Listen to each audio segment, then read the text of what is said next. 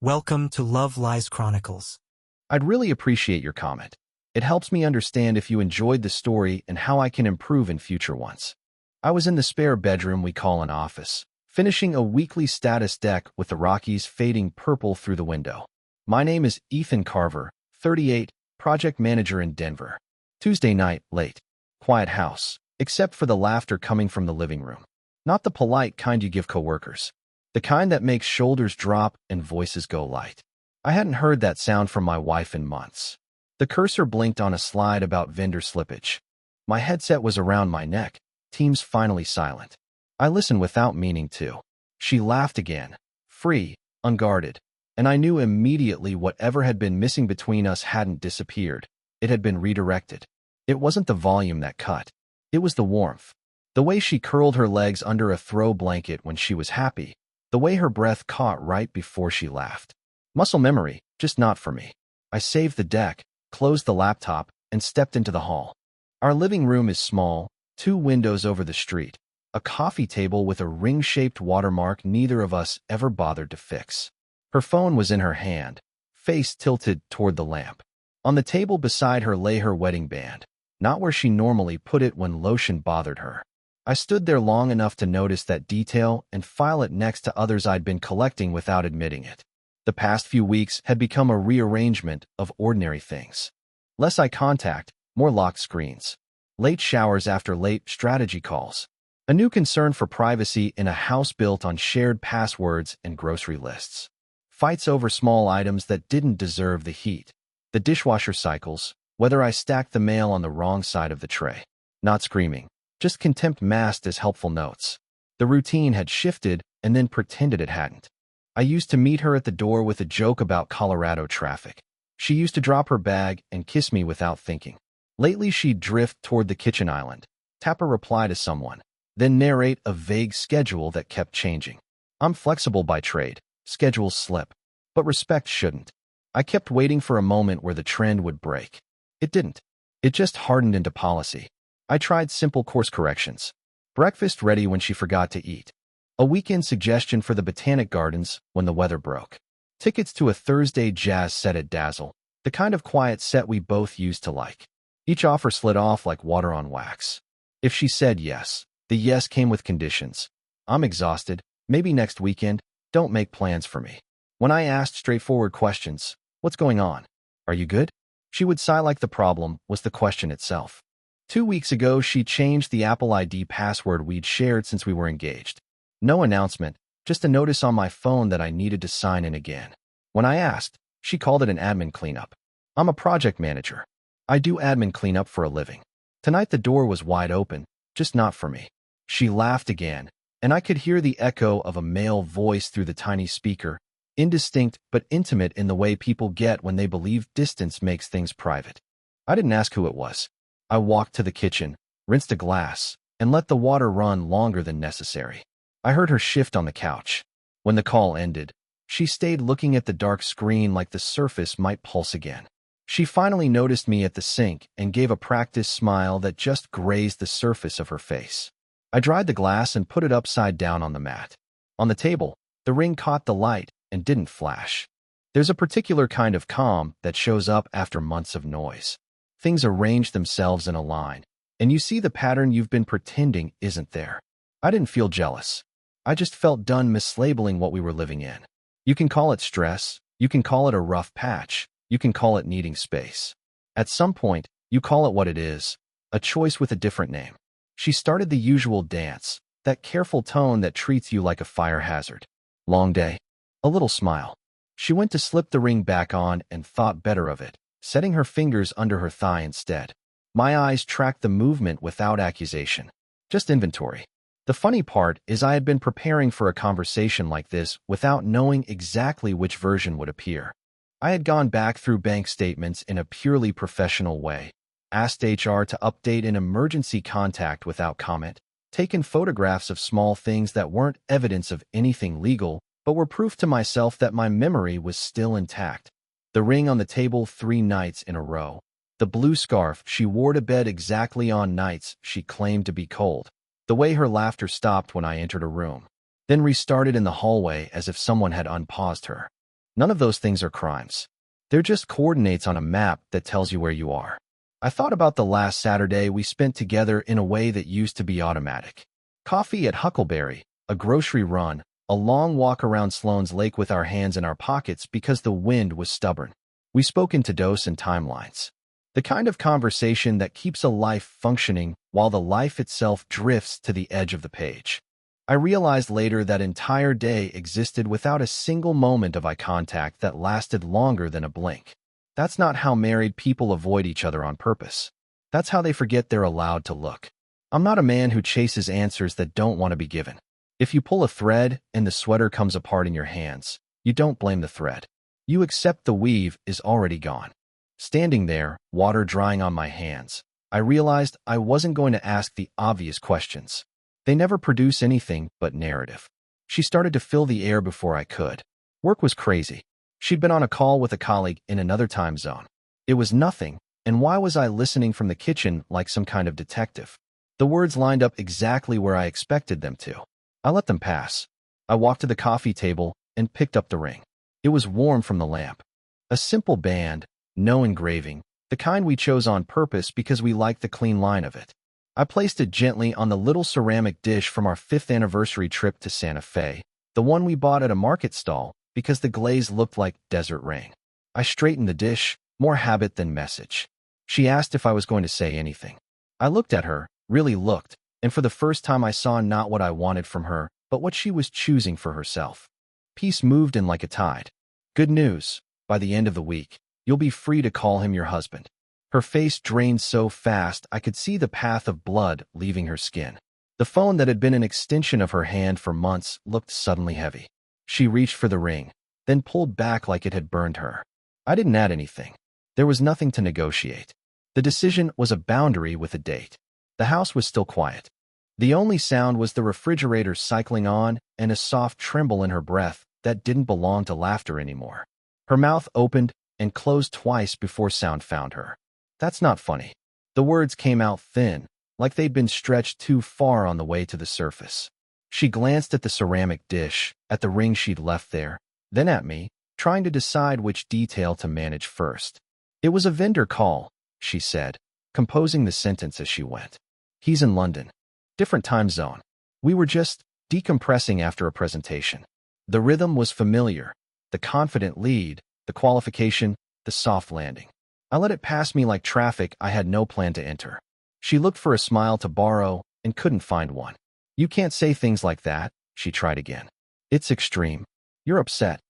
I set my hands on the back of the dining chair and studied the pattern in the wood grain like it had something to teach me.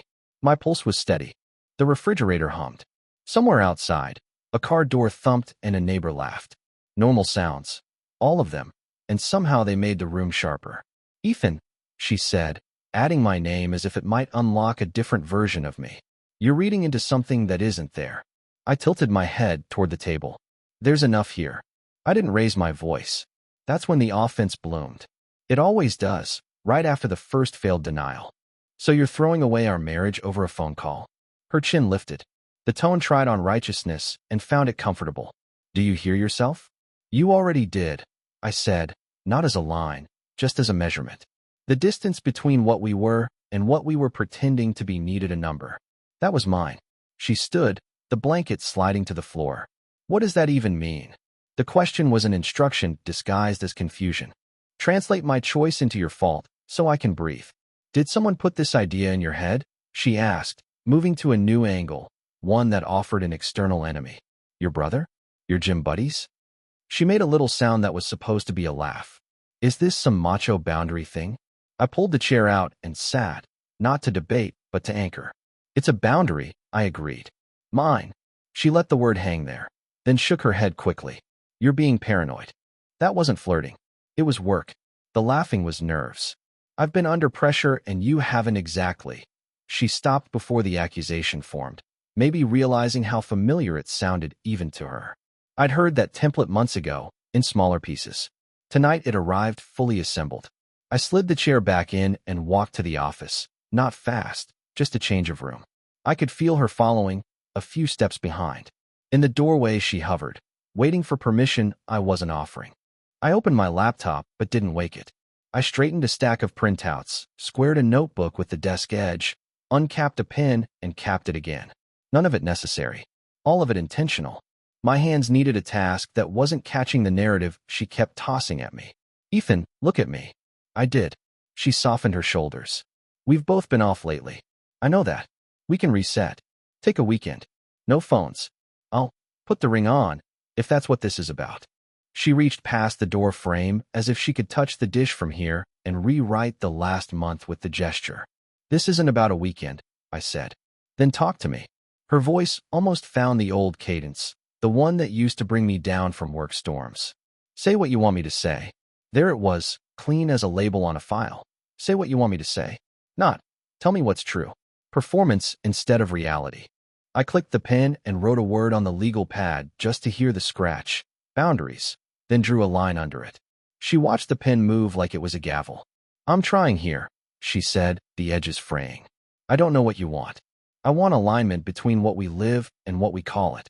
I kept my eyes on the page. If you want freedom, have it.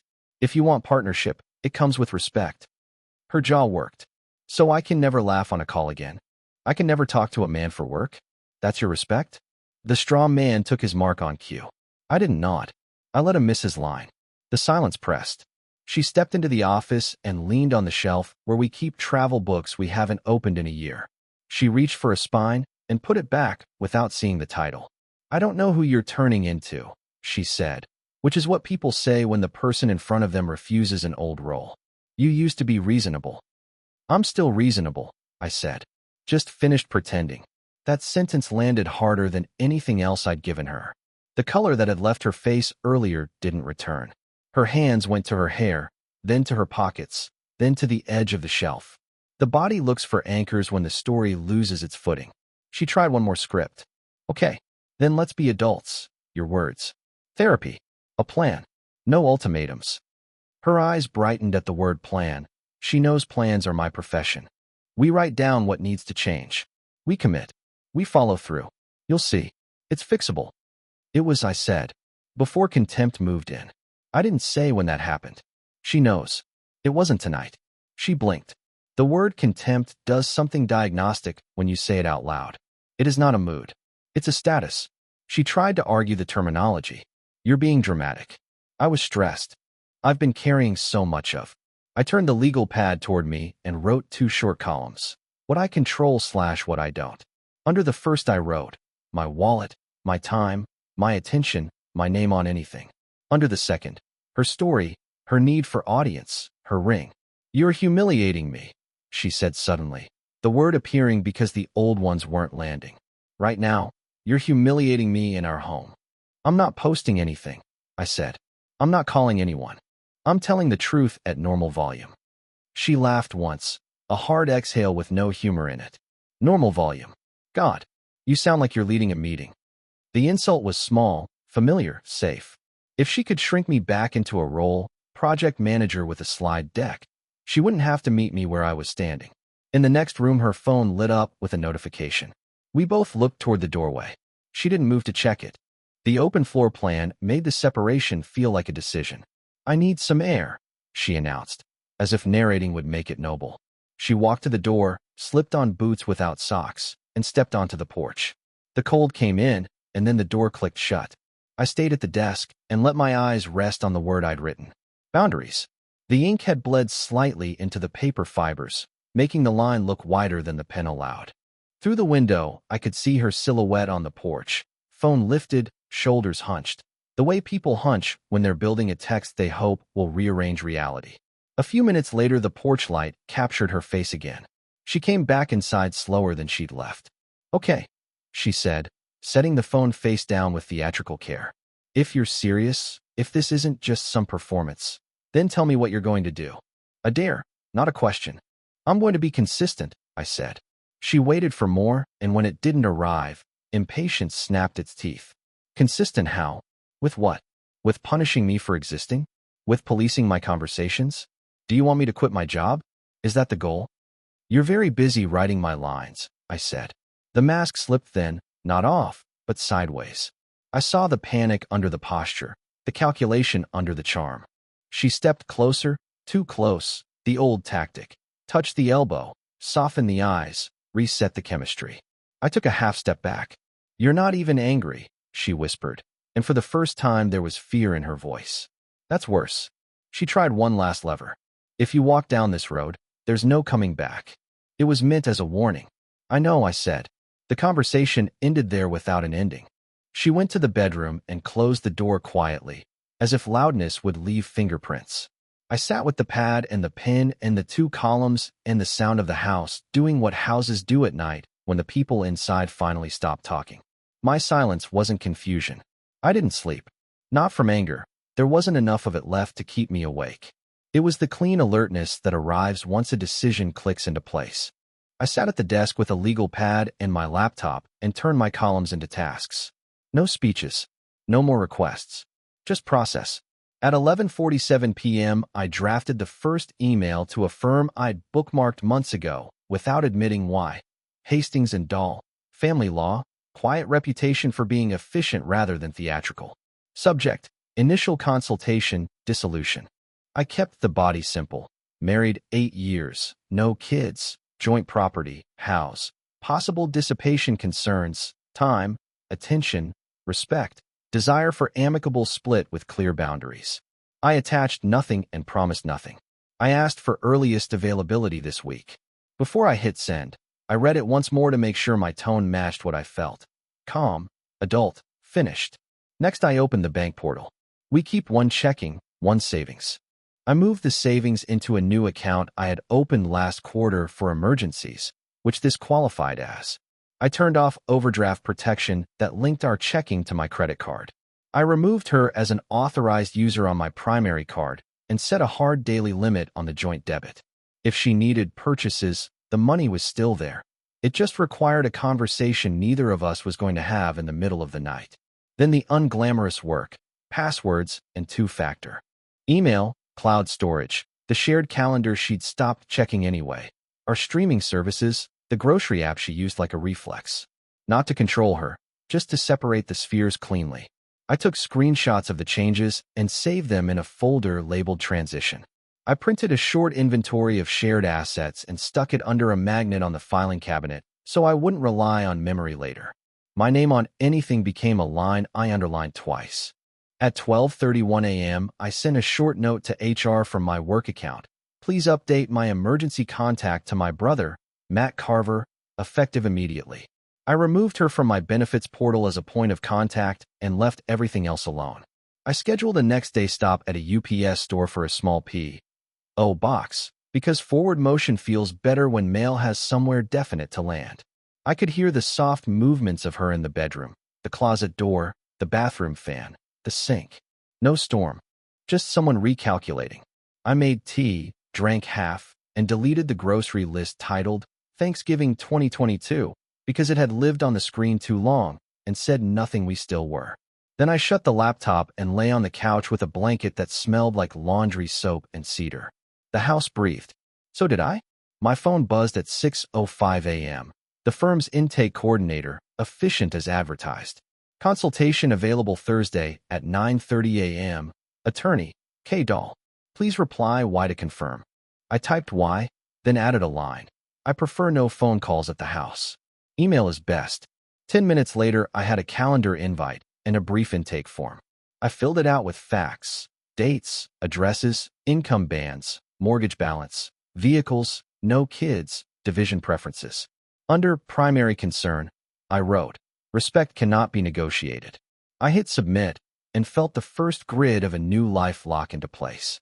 By 7:40 a.m., I'd moved laundry from washer to dryer, fed the neighbor's cat we were watching as a favor, and made eggs. She came out in a robe, face composed but pale around the mouth, and stopped when she saw me at the stove. For a second we looked like a couple in a commercial, warm light, 2 plates, steam. Then the details came into focus and broke the picture. I have a call at 8, she said, voice too even. And then at 9:30. Can we talk at lunch? Lawyer at 9:30 on Thursday. I said, not looking for effect, just giving the schedule. She blinked. A lawyer? Yes. 4.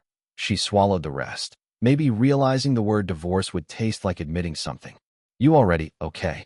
She pulled the robe tighter, then went to pour coffee. The machine blinked at her. I'd changed the Wi-Fi password. The coffee maker is smarter than it needs to be. She set the mug down and left it empty. At 8:12 a.m., my phone buzzed again. Bank push notification. Authorized user removal confirmed. At 8:19, another. Debit card daily limit reached. She was still at the counter with her empty mug. I watched her glance at her phone, at me, at the empty air between us. "Did you do something to the card?" she asked, making effort to keep the edges soft. "I made our spending honest," I said. "Mine is mine. The joint is for joint." She exhaled through her nose, the preface to an argument that never formed. "You're being punitive. I'm being clear." At 8:40, I went to the office and closed the door halfway. The attorney's assistant had sent a checklist, documents to gather, questions to consider. I pulled what I already had into a neat stack. The mortgage statement, titles, account summaries, proof of funds I'd moved the night before, last year's taxes. I added printouts of the photos I'd taken for myself. The ring on the table, dates scrawled lightly on the back. Not evidence of adultery, evidence of a posture. I wasn't trying to win a contest. I was trying to end one. At 9:02, her phone rang in the kitchen. Work call, from the way her tone lifted into that careful cheer. I could hear her try to stand inside the old life while the new one formed around her. Twice she laughed, and then stopped abruptly, like the sound embarrassed her in an empty room. When the call ended, my email pinged. Appointment confirmation, building address, parking instructions, a note about bringing a government ID. Logistics, the language I trust. At 10:15, text from the bank. Streaming auto pay canceled. She noticed that one immediately. "Why can't I log into Netflix?" she called, halfway between casual and cornered. "Because it's mine," I said. "And I'm done renting my comfort to someone who's not using it with me." She stepped to the office doorway and leaned on the frame. "This is petty. This is proportionate." Ethan, the name landed differently now, stripped of its usual gravity, a syllable in a hallway. "You're going to make this ugly. I'm going to make it accurate." The rest of the morning passed in precise lines. I confirmed the PO.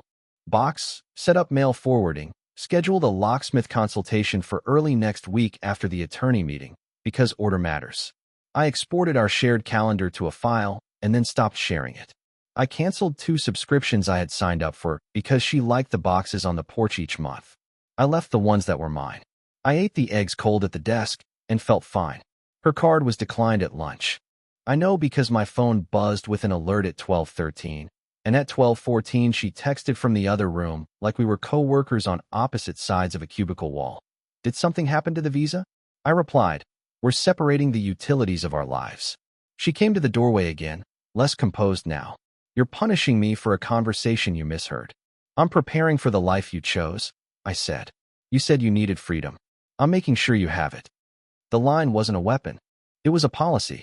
She stared at me long enough to say everything she didn't. Then she walked away, and the sound of her footsteps on the hardwood registered like a new metric. Not departure or approach, just movement that wasn't mine to manage. At 3:05 p.m., Dahl's office sent a short pre-read. How Colorado handles marital property, what temporary orders can do, the difference between separation and dissolution. I skimmed, highlighted, and resisted the urge to know everything by dinner. I don't need to be a lawyer this week. I need to be a man who keeps promises to himself. By evening, I'd packed a single carry-on with basics. 3 shirts, 2 pairs of pants, gym shoes, toiletries, the book I never finish because I keep saving the last chapter. I didn't announce it. I set the bag by the door because visibility prevents confusion. I ended the day the way I began it, at the desk, writing a short list for tomorrow.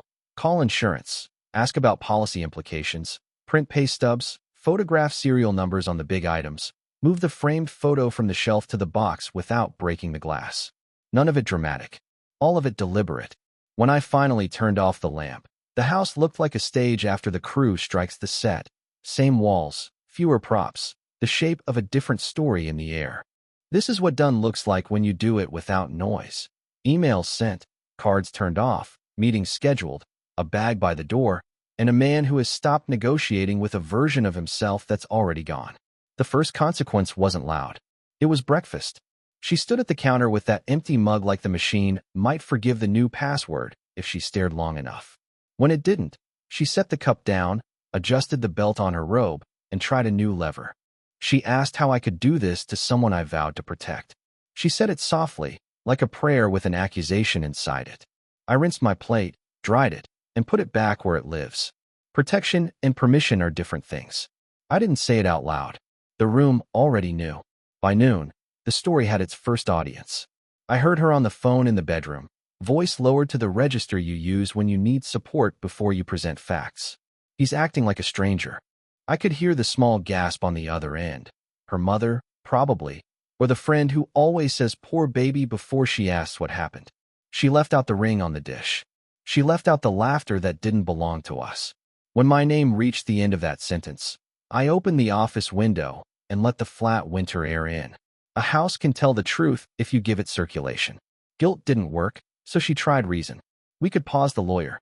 We could negotiate a truce. She floated words like cooling off period and reset, and separate bedrooms to recalibrate. She even offered to change her number, like swapping SIM cards could fix respect. I kept my voice at the same temperature. The call is scheduled for Thursday. My tone wasn't stubborn. It was finished. That night, she pivoted to charm, a move I'd seen disarm men across entire rooms. Dinner appeared. Her choice, not mine, salmon with lemon, a salad she used to make when we were still learning each other's small hungers. She put on the sweater I'd bought in Santa Fe and the first perfume I ever noticed on her. The kitchen lights were softer than usual.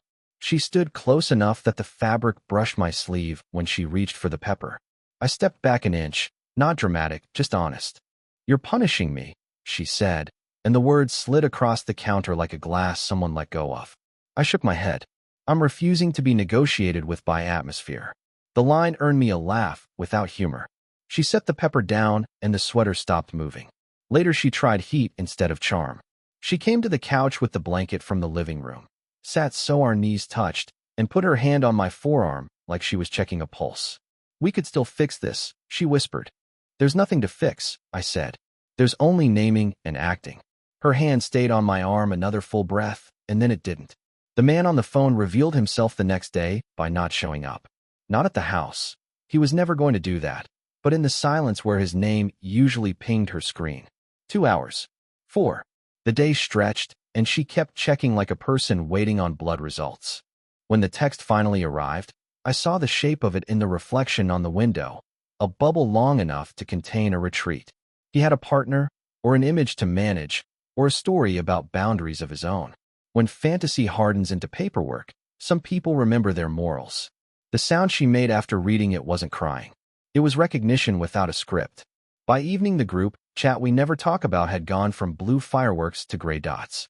She paced while the responses arrived in little bursts. One friend chose outrage on her behalf and wrote a paragraph about men and power and financial control. Another sent a heart and the words "here if you need me," which is what actual help looks like before it materializes. The third asked a question that cracked the surface. "Why was your ring off?" She put her phone face down and went very still. She threw a small stone at me that night, called me cold in a voice that wanted me to be hot. I shrugged. Cold is what water feels like when you stop boiling it for someone who won't drink it. We went to bed early in the kind of silence that weighs something. She slept on her side of the mattress with the blanket tucked tight under her chin like a child practicing safety. I slept on the couch because that's where my body fit the truth. Thursday carried its own gravity. The attorney call was exactly what it should be. Factual, restrained, the kind of conversation that has shape even when your life doesn't. She asked good questions and didn't pretend to be moved by anything but the numbers and the law. I liked her immediately. When we hung up, I sent a short email summarizing my priorities in bullet points and put my phone face down. Without an audience to convince, she tried blame. "If you had paid more attention. If you hadn't been so predictable. If you'd surprised me more." It was like listening to a weather report that made the rain your fault because you forgot an umbrella. I nodded once, inventory again, and then I said the thing that moved us both forward. "You're asking me to agree that my steadiness caused your choices. I won't." By late afternoon, she tried panic disguised as pragmatism. "Maybe we should freeze the accounts. Maybe we should sell the house fast." I told her my plan in one sentence. "I'll be out tomorrow. The rest can be handled with signatures." The last mask slipped Thursday night around 10. She stood in the doorway of the office with bare feet and no armor. "I don't want to be alone," she said. She said I don't want to be alone. For the first time all week, I felt something like grief, not for our marriage as it was, but for the way we had learned to ask for the wrong things. I told her the truth I could offer. "You won't be. You have friends who will hold you up. You have work. You have yourself." She looked at me like I'd missed the point. Maybe I had. Maybe the point was that I had become the furniture that kept the room from echoing. The furniture was leaving. I packed the last box in silence, because sentences would have made it sentimental, and sentiment belonged to a life we'd already set down. I labeled the boxes by room and by weight because that's how you avoid hurting your back later. I left the plant she loves and the espresso machine because they're hers in every way that matters. I took the cast iron skillet because I bought it before her and because I like how it remembers heat. When I zipped the bag, she watched like I was sealing something that could maybe still be opened. I checked the windows, turned off the kitchen light, and looked at the little ceramic dish one more time. The ring sat where I'd placed it days ago, still, obedient, out of narrative. Her last attempt arrived as I put my hand on the doorknob.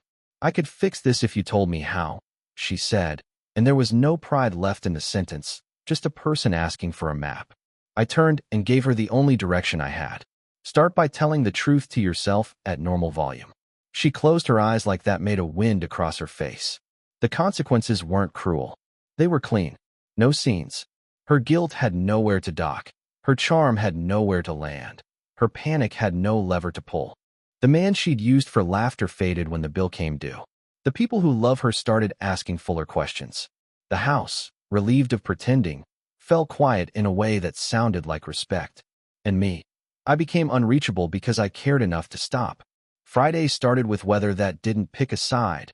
Thin sun on cold sidewalks, the kind of light that makes everything look honest. I loaded the last boxes into the hatchback and locked the door behind me, leaving the key on the little hook next to the thermostat where we always kept it. No note. The house knew. I drove to a short-term apartment near Sloan's Lake with 2 rooms and a view of parking lots and distant water. The lease was month to month. The feeling wasn't temporary. I unpacked the way I make a deck. Order first, polish later. Clothes in the closet, toiletries lined up, the skillet in a drawer too shallow for it. I set the legal pad on the counter and wrote a list I could finish in a day. Utilities, forwarding, renter's insurance, change of address. Then I crossed them off one by one. Completion is a kind of oxygen. Her texts arrived in clusters. The first at 10:13 a.m., "We need to talk." Then, "Can you please call?" Noon, "I'll change my number, I'll quit the account, we can start fresh." At 2:05 p.m., "I'm scared."